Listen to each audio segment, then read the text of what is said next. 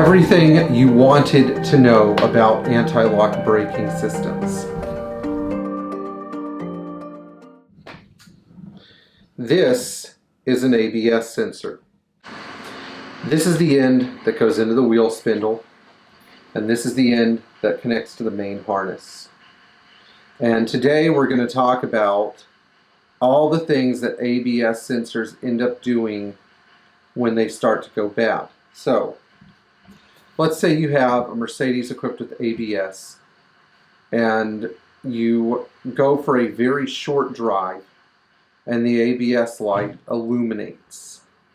When this light illuminates after the first touch of the brakes, or perhaps a short drive through a parking lot, you suddenly have no ABS, but you do have working brakes. So let's talk about all of the things that can go wrong with ABS before we get into the sensors. So if you turn on the car and you have a high idle or a very weak idle if it's a diesel and no tachometer, and you have an ABS light on, your first thing you need to check is your over voltage protection relay, because it supplies electricity values to the KE control unit and the electronic diesel system control unit.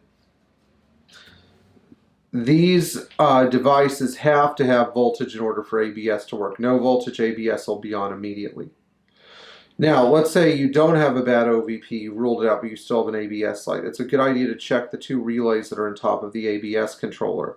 The ABS controller has a black plastic cover on it held on with a couple of Torx screws. Once you remove them, you should be able to see these relays. But now we're going to get into the meat and potatoes of ABS.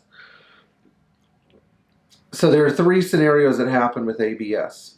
The first scenario is that the brake pedal pulses at you, maybe once, maybe all the time.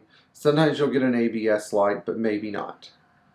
The second scenario is that the ABS light comes on as soon as you move the car, as soon as it rolls forward. The third scenario is that you get an ABS light on at high speeds, or you get an ABS light that comes on at moderate speed and then stays on. So in the first scenario, especially with late version ABS systems, one of two things could be happening. One, you could have a total open on the sensor. Now, if you read the sensor in between the middle and the outer edge of this plug, the middle pin and the outer pin, this is a coax cable, by the way, you should have a resistance value of 1300 ohms plus or minus 150 ohms. This can be read on the 2000 ohm setting of your ohm meter. Any ohm meter will work, but you can't diagnose it without an ohm meter. Now, if this is the case on an early ABS system, 85 and earlier, as long as you have one working sensor, the system will function. But if you have no working sensors, or you have a sensor that has very high resistance values, then the sensor may not actually, the sensor may actually throw a code. So these early systems are funny. Now, if you have an 86 and later ABS system where Bosch made a bunch of revisions, if you have an open any sensor at all, then you're going to get an ABS light. So that means you have to check the rear one and the left and the right. If you find an open one, easy peasy. However, if you have sensors that are reading in their correct value range, the next thing you have to do is spin the wheels while another person reads the ohm meter. And actually, my friend Jesse found this. I should give him some credit for it. The resistance should start fluctuating up and down over a range of at least 100 ohms, but preferably over 200 or 300 ohms as the wheel spins. This change in resistance indicates to the ABS control unit that the wheel is actually turning and not frozen. As soon as resistance freezes at a given number and does not change, it basically means that the wheel is locked up and ABS is applied. How did I find this out? Because I got a defective sensor from Mercedes that caused this issue. Its resistance was not changing as the wheel turned, and as a result I would get brake pedal feedback from the ABS pump every time I went to a stop. How annoying is that? So this brings me to another scenario. If you're getting pedal feedback through the brake pedal, then one of the problems that you could be experiencing is a sensor that is not moving its resistance values as it rotates. So this can happen once in the morning, or once when you first take off, and then the ABS control unit either starts reading the sensor properly or the sensor starts working right. Or you could have this continuously, which would indicate that, again, the resistance values of the sensor are not changing as it spins. The ABS controller can also be responsible for this problem, but it's a good idea to rule out the sensors before you go into an ABS control unit. Now, one of the other scenarios that can occur is at the stator, which the ABS sensor reads, which is located inside the front wheel hub, the thing that the bearings live in. If it gets dirty and the sensor cannot read the stator speed, you'll also get an ABS light. This is particularly common on 85 and earlier cars. So make sure that the ABS sensor can read the stator.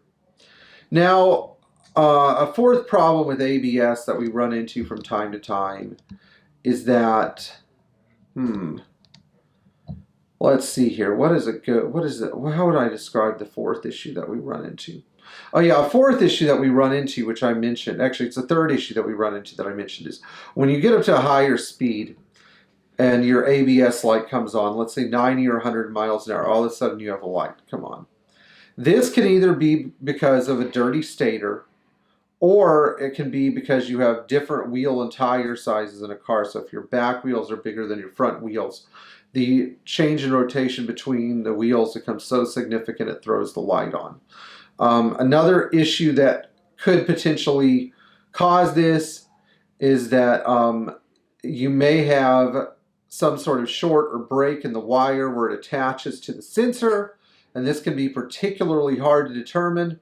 It is rare, but I have seen it, where the amount of force on the sensor at that speed causes the wire to fluctuate and vibrate, and then you get of course you get an ABS light. But that scenario is extremely rare. Still, it is something that you should take into account. So the moral of this story is that most ABS light issues are caused by wheel sensor problems, and that you should know how to evaluate the wheel sensors with, at minimum, a resistance test and a clean stator. When you're removing these things, be gentle. You may have to drive them out through the side by removing the brake rotor.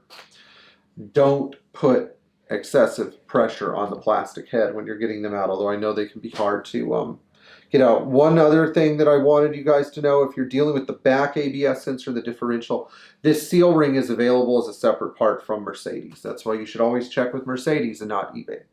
Okay, so if you enjoyed this video, please like, share, and subscribe. Please tap the bell for notifications. And please give us an applause and leave a nice comment below. If you need some help with this, our Patreon Ask Pierre service is always available to you. And ABS is definitely a tricky topic. So if there was some information in here that got left out, feel free to contact me and ask any questions you have. In the meantime, thank you for watching our channel all the way into 2021. We're at 21,000 subscribers. Let's get to 50 this year. Happy New Year to all of you, and enjoy wrenching and diagnosing on your Mercedes Benz.